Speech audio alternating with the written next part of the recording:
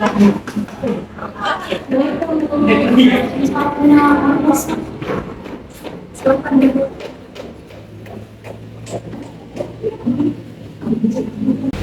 Ayu Resti Amalia kan dari siswa kelas 12?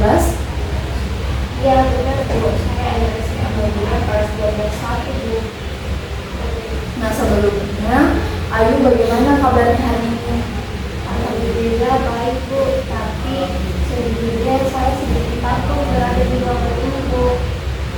Kamu tidak perlu takut Ayu, teman-teman yang dari kelas lain pun juga banyak yang pernah datang ke ruangan ini. Iya Bu, tapi Kamu tidak perlu takut dan ragu untuk datang ke ruangan BK ini untuk berkonsultasi dengan ibu, karena ibu di sini sebagai seorang konselor yang tugas ibu memberi layanan untuk membantu siswa menghadapi masalah atau bahkan merasa sulit dalam mengambil suatu keputusan. begitu ya Bu. Ya, Ibu. Kegiatan yang akan kita lakukan ini adalah sesi konseling. Sebelumnya, apakah Ayu sudah tahu apa peran seorang konselor dalam sesi konseling? Menurut saya Bu, konselor itu tugasnya menyelesaikan masalah yang dihadapi oleh siswa Bu. Sebenarnya apa yang Ayu katakan itu sedikit keliru. Di sini ibu sebagai konselor berperan sebagai fasilitator dalam proses konseling yang akan membantu kamu menemukan jalan keluar dari permasalahan yang kamu hadapi. Sedangkan kamu sendiri sebagai seorang konselor yang akan berperan aktif untuk mengungkapkan apa yang kamu alami secara jujur serta mampu menemukan sendiri jalan keluar dari permasalahan yang telah kamu hadapi. Seperti itu ya Bu. Saya akan berusaha aktif dalam proses konseling ini Bu. Tapi saya tidak mau sampai teman-teman yang lain tahu permasalahan saya Bu. Oh, untuk soal itu, kamu tidak perlu khawatir, Ayu. Dalam konseling ada kode etik yang menjamin kerahasiaan atas masalah yang kamu hadapi. Jadi kamu tidak perlu khawatir, ibu bisa menjamin pembicaraan ini tidak akan diketahui oleh seorang pun. Oh, begitu ya Bu. Baik Ibu. Nah, sebelum kita mulai membahas permasalahan itu, alangkah baiknya kita membuat kesepakatan waktu yang diperlukan untuk proses konseling ini. Apakah 40 menit sudah cukup untuk kita melakukan proses konseling? Ya Bu, saya rasa sudah cukup. Baiklah, kita sudah menyepakati waktu yang digunakan dalam proses konseling ini. Ayu, ibu mendapatkan laporan dari pihak wali kelas kamu terkait absensi kehadiran kamu yang jarang masuk ke sekolah. Nah sekarang, coba kamu ceritakan masalah apa yang sedang kamu hadapi, Ayu. Saya belakangan ini memang mengalami rasa cemas dan takut Ibu. Cemas dan takut. Kalau boleh tahu ada apa, Ayu? Karena setelah permasalahan yang terjadi itu tentang masalah internal antara saya dengan salah satu guru itu di sekolah ini, sehingga saya merasa benar-benar cemas dan takut khususnya jika berada di lingkungan sekolah. Coba Ayu ceritakan terkait permasalahan internal tersebut sehingga membuat kamu sering tidak masuk sekolah. Pernah suatu hari itu yang mata pelajaran yang beliau ajarkan tersebut pertama kali dijadinya saya tidak jelas tentang apa dilihat di bidang keesokan harinya yang mata pelajaran beliau tiba-tiba saya ditegur dan diberita di depan teman-teman saya itu. Beliau menegur saya di depan umum. Oh, jadi itu sebabnya mengapa kamu merasa cemas dan takut dikarenakan insiden tersebut? Ya Ibu, setelah kejadian itu terjadi, saya benar-benar merasa ketakutan dan cemas berada di sekolah, khususnya apabila saya masuk di dalam mata pelajaran beliau dan bertemu langsung dengan beliau. Lalu, apabila kamu merasakan hal di momen tersebut, apakah kamu biasanya memberi afirmasi positif ke diri kamu untuk mengatur perasaan tertekan atas kecemasan dan ketakutan yang kamu rasakan, Ayu? Terkadang Ibu, akan tetapi sulit memungkiri kejadian tersebut benar-benar selalu melakukan pikiran saya yang dibangkang apabila saya ngelamun. Jadi, meskipun kamu berusaha menenangkan diri, kamu dengan golongan afirmasi yang bersifat positif itu, kejadian itu terus terekam di memori kamu. Dan fatalnya karena insiden ini, kamu bahkan memutuskan untuk lebih memilih tidak berangkat ke sekolah. Iya Ibu, saya tahu bahwa apa yang saya lakukan itu tidak tepat. Tapi dengan saya memutuskan untuk tidak berangkat ke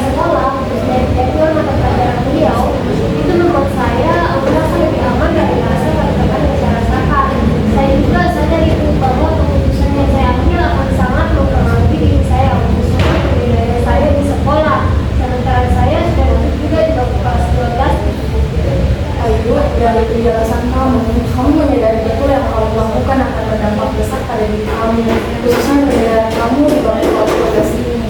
Akan tetapi, kamu juga tetap kukuh mengikuti keputusan kamu untuk melarikan diri dari rasa kepentingan dan kehidupan saja dengan tidak berangkat ke sekolah. Iya Ibu, saya benar-benar bingung harus bagaimana mengatur perasaan saya serta keputusan yang harus saya ambil dan lakukan Ibu. Saya benar-benar takut apabila saya tidak dari tugas ini ambil karena ekspektasi Ibu. Selanjutnya, kamu membutuhkan apa? Saya butuh motivasi dan arahan bimbingan yang Ibu terkait permasalahan yang saya alami Ibu.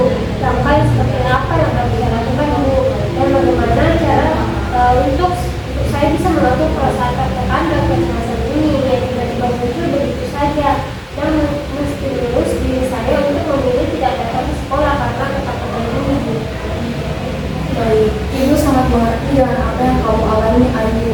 Dengan perasaanmu berdasarkan dari kronologis cerita kamu sulit untuk mengontrol perasaan tertekan, kecemasan, dan ketakutan yang tiba-tiba timbul di benak kamu apabila insiden itu terus memutar di memorimu.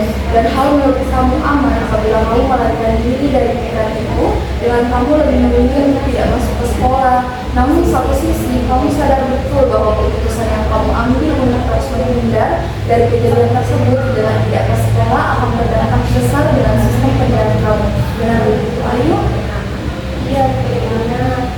Ayu, Ibu paham dengan apa yang kamu alami sekarang. Pada dasarnya, tidak dapat dipungkiri bahwa insiden yang terjadi dengan kamu dibentak di depan umum menimbulkan luka psikis di batin kamu yang menimbulkan gejala trauma. Nah, yang membuat perasaan tertekan, cemas, dan takut timbul pada diri kamu. Ibu paham hal tersebut memang sangat sulit untuk dikontrol, apalagi kejadian itu terjadi di dalam sekolah, yang dimana suatu kewajiban untuk kamu jalani setiap hari dengan datang sebagai status seorang pelajar, dan kamu akan bertemu terus dengan beliau yang merupakan guru salah satu yang mengajari kamu.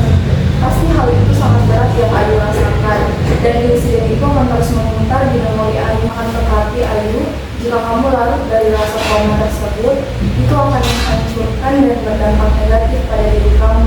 Kamu harus memikirkan ke depannya, dan tentunya Ayu harus benar-benar memaafkan beliau dengan ikhlas demi untuk kebaikan dan ketenangan yang akan Ayu rasakan. Nah, dari bentakan dan teguran yang beliau katakan kepada Ayu, coba Ayu mulai perlahan memandang dengan sudut kebaikan bahwa mungkin apapun yang beliau katakan padanya Ayu demi semata-mata untuk kebaikan pada proses nilai Ayu di bangku kelas 12 ini. Iya, Ibu, baik Ibu. Ayu, proses pemulihan memang membutuhkan waktu untuk bisa normal seutuhnya, dan hal itu juga berasal dari kemauan diri kamu sendiri. Ayu sadar kan keputusan yang diambil dengan melarikan diri untuk tidak masuk ke sekolah hanya memberi kesan dampak bagi diri dan penilaian Ayu sendiri, hanya karena ingin merasakan aman sejenak. Akan tetapi Ibu yakin Ayu bisa untuk mengontrol perasaan Ayu. Nah, sekarang coba pikirkan hal apa yang membuat Ayu merasa senang dan semangat jika berada di lingkungan sekolah. Biasanya saya mengikuti tulis sesuai hobi saya dan saya sangat suka mendengarkan musik menjalan-jalan bersama teman-teman saya. Nah, Ayu sudah tahu kan hal-hal yang membuat Ayu senang dan semangat ketika berada di lingkungan sekolah. Jadi, apa rencana Ayu untuk bisa perlahan-lahan memulihkan rasa trauma tersebut? Mungkin saya akan perlahan-lahan mencoba memaafkan kejadian itu dan menerapkan semangat Ayu untuk lebih memperhatikan diri Ayu, dan yang pastinya Ayu akan mencoba untuk tidak berusaha melarikan diri dengan tidak masuk ke sekolah hanya karena ini merasa lebih aman. Saya akan mencoba memberi afirmasi positif dari diri saya untuk mengontrol perasaan trauma yang saya alami. Bagus Ayu, kamu telah menemukan solusi yang Ibu pikir sangat tepat. Dan apa kamu mau melakukannya dengan sungguh-sungguh? Saja Bu, saya ingin menjadi pribadi yang rajin datang ke sekolah seperti dulu lagi. Ibu yakin kamu bisa, Ayu. Kamu adalah murid yang baik dan rajin. Kamu tentu tahu apa yang terbaik untuk kamu. Baik Bu, saya senang sekali jika hal itu benar-benar bisa saya laksanakan dengan baik untuk bisa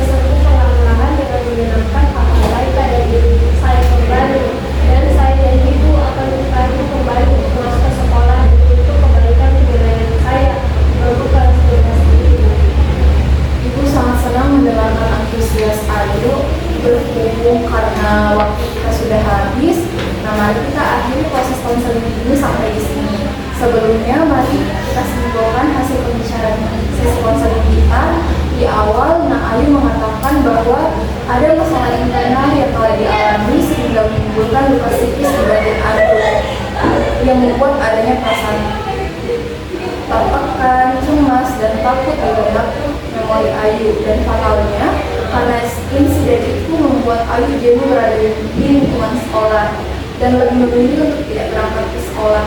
Kemudian dalam mengatasi masalah tersebut, Ayu berencana untuk bisa memaafkan hal-hal yang beliau katakan dan berusaha perlahan-lahan untuk bisa sembuh dari trauma dan mengatur perasaan, serta juga akan melakukan aktivitas yang membuat Ayu senang dan semangat menjalani aktivitas di sekolah dengan mengikuti ekskul sesuai hobi, mendengarkan musik, dan jalan-jalan bersama teman-teman. Ayu kan? Bagaimana Ayu? Ya baik Ibu, saya akan berusaha agar dapat perlahan-lahan memulihkan perasaan tertekan, cemas, dan ketakutan dari rasa trauma yang saya rasakan Bu, agar saya bisa menjadi siswa rajin dan semangat untuk datang ke sekolah kembali. Ibu senang sekali mendengarnya. Bagaimana perasaan Ayu sekarang? Saya merasa tenang dan lebih lega, dan sekarang saya sudah tahu apa yang harus saya lakukan.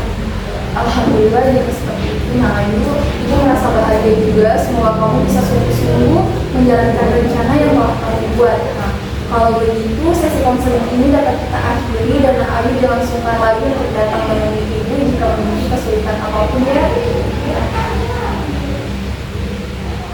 Baik Bu, terima kasih banyak atas apa yang telah Ibu sampaikan dan arahkan kepada saya Bu. Kalau